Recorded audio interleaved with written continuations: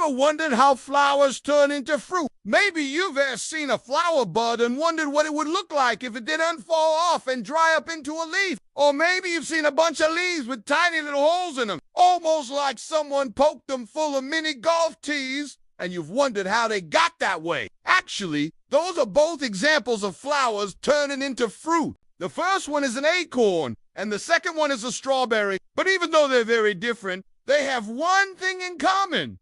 They both start out as flowers, and when their flowers are pollinated, instead of making seeds that are carried away by the wind or eaten by animals, they make fruit to hold and protect their seeds until they are ready to grow. So let's talk about how flowers turn into fruit, starting with the basics. Flowers are made for one job: to make more flowers. They're the reproductive organs of a plant. You know how people have two main parts to their reproductive system: the ovaries where eggs develop and the penis which carries sperm to the egg. Well, flowers kinda have both of those things. There's the carpel, which has an ovary at its base that holds the ovules, which are the plants.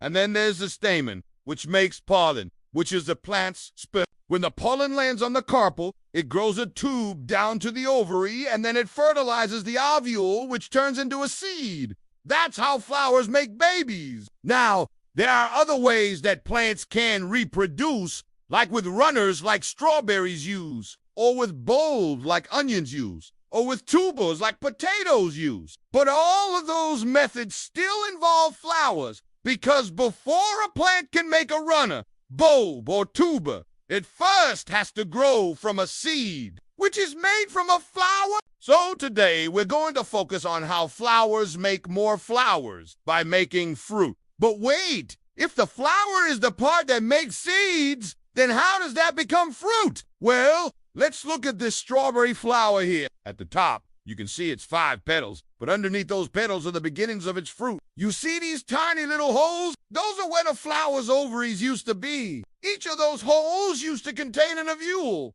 and each ovule has been fertilized by pollen. Now those fertilized ovules are growing into seeds, but they aren't quite ready to come out yet. It's like if someone took your baby and put it in your belly button. Not very practical, but plants do something similar. As the seeds grow inside the flower, the ovary wall grows around them, protecting them and nourishing them. Kind of like how your belly button area expands as your baby grows. But unlike your belly button area, the ovary wall doesn't just expand. It also thickens, becoming fleshy and sweet so that animals will want to eat it. And once the seeds are big enough, they'll pop out through small holes in the fruit and get dispersed far and wide, either to start new strawberry plants or to be eaten by other animals who will poop them out somewhere else. Now, not all fruits work exactly that way. For example, acorns don't have holes for their seeds to pop out of.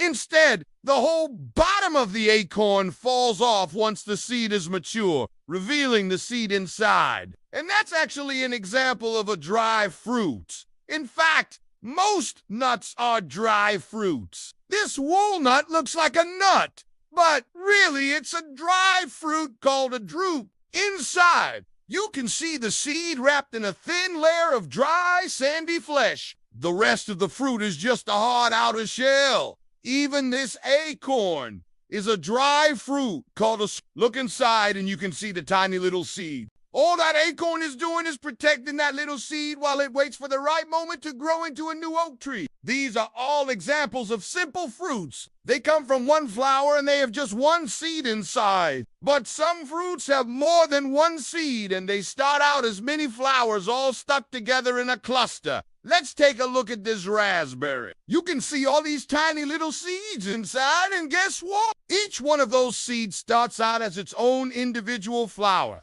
These flowers all started out looking pretty much identical, but as they grew, they fused together into a single fruit. And now their seeds are all packed together into a tight ball, protected by the raspberry itself. And it's not just raspberries. This blackberry works the exact same way. And so does this pineapple. All of these are examples of aggregate fruits. Fruits that start out as many separate flowers, but grow together into one fruit. But there's one fruit that takes this idea even further, and that's the strawberry. Strawberries start out as dozens of flowers stacked on top of each other. As they fuse together, their seeds spread out in a thin layer, and their fleshy receptacle grows around them. And when the strawberry ripens, the seeds stay embedded in that flesh, and the whole thing comes off and falls apart after a few hours, scattering those seeds across the ground. Some fruits form a bit different. They start out as one flower, but then that flower has multiple ovaries. That means it's making multiple seeds at once, and the ovary walls are all growing around those seeds. This blueberry started out as just one flower, but now it has dozens of seeds inside. You can kind of see the outlines of each individual seed if you look closely. And each one of those seeds started out in its own little ovary. The same goes for this tomato. Look inside and you can see the tiny little seeds scattered around. Each one had its own little ovary, but they all grew together into one fruit. And these are examples of multiple fruit. Finally, there's some fruits that are made when multiple flowers grow close together and their stems fuse. Take a look at this banana. Yes, bananas are technically fruits. And this whole bunch of bananas started out as many individual flowers, but then their stems fused together. They're all connected like a bunch of fingers on one hand. And this is called a... And of course, some fruits are made when multiple syncops grow close together, like this. Mangoes start out as dozens of flowers, but then those flowers fuse together into these flat, layered structures. And then all of those structures fuse together and grow into one big fruit. So there you go.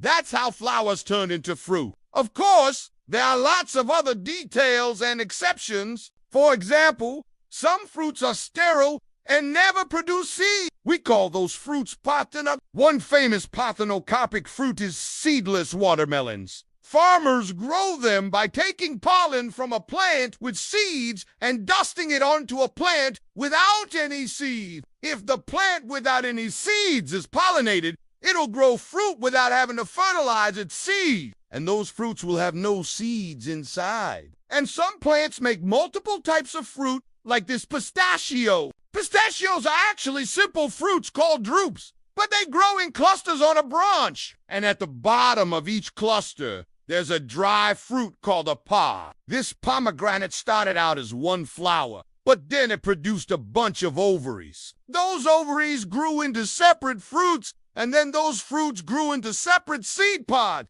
which are all fused together. There are so many different kinds of flowers, plants, and fruits that it's impossible to describe them all. But now you know the basic story behind how flowers turn into fruit. They grow seeds. Then they wrap those seeds in flesh so animals will eat them. Then the seeds get pooped out somewhere else and grow into more plants, and the whole cycle starts again. Now check out another Fun Science Show video.